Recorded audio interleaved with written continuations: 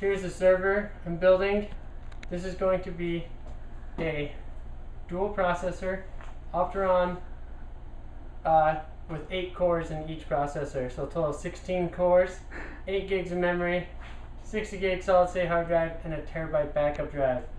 This is the HP rack. I picked this up for $145 local. Some university or college got rid of a bunch of them. So today we put on this neat monitor mount, which is just pretty much a swivel mount, and we used a regular generic monitor. So it worked out really well,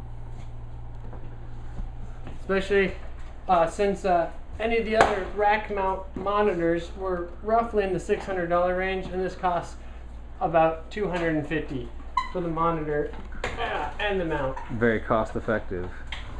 And then down here at the bottom we got everything sitting on it, but we have our ups.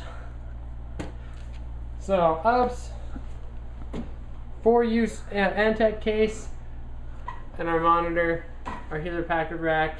And then inside our rack we have our this is actually a 2-computer KVM. It supports USB and the generic monitor cable. Pretty tasty. We're going to finish the build on Monday, a few days. Look forward to it. Good.